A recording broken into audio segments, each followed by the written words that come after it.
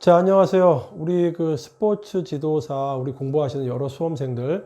자, 지금부터 이제 스포츠 지도사는 어떤 과목이고, 과목별로 우리가 어떻게 학습을 해야 되는지에 대해서 말씀을 좀 드리겠습니다.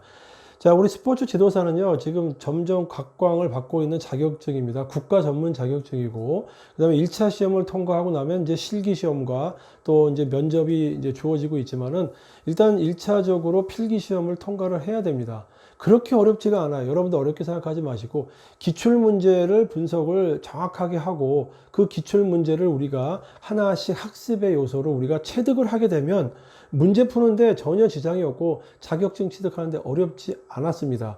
제가 이제 여러 가지 과목들을 기출문제 분석을 올렸습니다. 그 기출문제 분석을 하나씩 연도별로 이렇게 차근차근 학습하다 보면 명확해집니다. 그리고 스포츠 지도사의 그 과목들이라든가 문제들이 명확하게 이해를 하고 있으면 되는 것들이고, 특히 개념 학습이 중요합니다. 문제의 90% 이상이 개념 학습을 통해서 이루어지고 있고, 가장 많이 출제되는 문제들은 매년 출제가 되고 있습니다. 그렇기 때문에 여러분들은 문제를 바라보면서 새로운 문제를 찾는 게 아니라 기존에 나와 있던 기출 문제를 철저하고 명확하게 분석하는 게 가장 먼저 우선시 돼야 된다고 생각을 합니다. 지금부터 여러분들은 그 문제를 어떻게 푸는지, 그 다음에 각 과목별로 어떤 개요사항, 어떤 내용들이 있는지 이런 것들을 한번 살펴봄으로써 문제에 대한 감각, 즉 안목을 키워주는 그런 시간을 갖도록 하겠습니다. 스포츠 지도사 그 자격증은 국가 전문 자격증이고, 7개 과목 중에서 우리가 5개 과목을 선택을 하게 되죠. 2급 같은 경우는 2급을 이제 취득을 해야 그 다음 1급도 나갈 수 있고, 또 건강에 관련된 다른 자격증도 취득할 수 있는 겁니다. 스포츠 지도사 같은 경우는 이제 과목별로 이제 비중이 조금씩 달라요. 그 비중이 다르기 때문에 그 비중에 대해서 어떻게 학습하는 것이 좋은지에 대해서 스스로 전략을 짜는 겁니다. 그래서 이제 지금 퍼펙트 에듀에서 기출 문제를 대상으로 해서 여러분들에게 지원을 해 드리고 있습니다. 특히 이제 2급 지도사죠.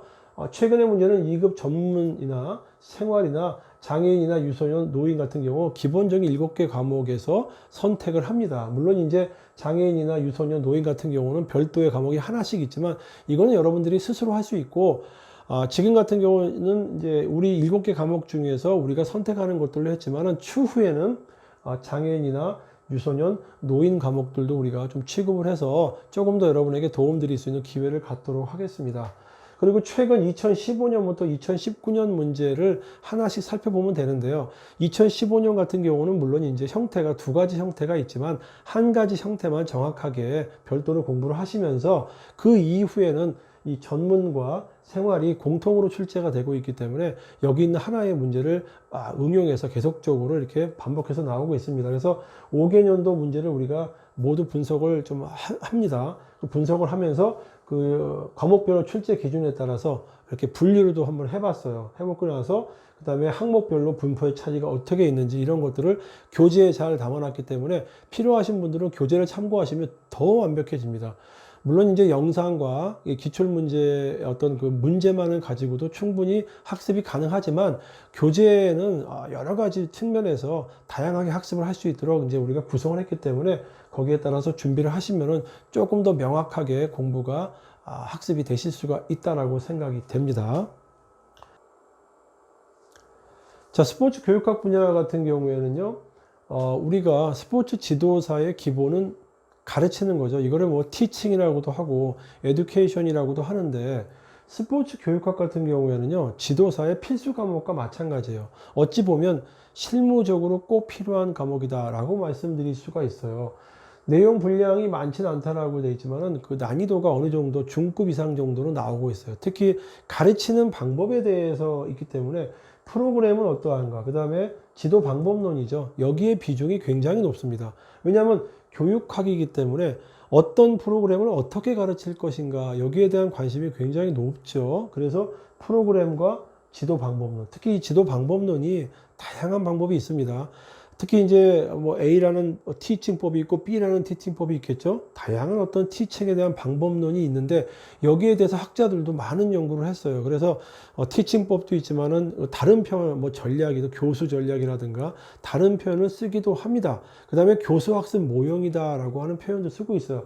거기에서 출제가 다방면으로 나오고 있고 현재까지 그쪽만 정복을 해도 될 수 있을 정도로 출제 비중이 굉장히 높다라고 해서 여기에서는 이제 이해를 동반한 암기학습이 필요하다라고 말씀드릴 수가 있습니다. 특히 여기 쭉 보시면 알겠지만은 스포츠 교육자가 어떻게 전문적으로 성장을 할 것인지, 기본적인 스포츠 교육의 평가는 어떻게, 여러분들 평가도 중요하죠. 학습자들의 진단 평가니 형성 평가니 총괄 평가 이런 평가도 있고 절대 평가니 상대 평가 이런 말 들어보셨죠? 이런 어떤 평가라든가 그다음에 참여자들을 어떻게 이해를 해야 되는가, 이게 학생들일 수도 있고 평생 교육일 수도 있고 선수들일 수 있겠죠. 그런 참여자들의 이해도 필요하고 정책과 관련된 내용도 일부 조금 필요하지만 역시 가장 많은 거는 이렇게 프로그램과 관련된 내용이랑 그다음에 지도 방법론이 대체적으로 다 차지하고 있다. 이 지도 방법론에 관련된 내용만 완벽하게 우리가 이해를 해도 이 문제는 다 풀 수 있다라고 생각이 됩니다. 그리고 스포츠 교육학은 사실은 지도 방법을 우리가 하는 거기 때문에 스포츠 지도사는 이 과목을 선택을 하는 게 맞다라고 보는 거죠. 왜냐하면 지도하는 방법에 대해서 우리가 알아야 되죠. 그 다음에 무엇을 지도할 것인가 프로그램도 짜야 되겠죠. 그래서 이 프로그램, 무엇을 어떻게 하느냐라고 했을 때 바로 지도 방법, 이 프로그램이랑 그 다음에 그 프로그램을 어떻게 잘 지도할 것인가, 교수 학습할 것인가, 이런 측면에서 살펴보는 과목이라 여러분들은 필수적으로 선택을 하셔서 특히 이 분야 지도 방법률을 깊이 있게 이해하시는 그런 어떤 학습법이 필요하다라고 생각이 됩니다.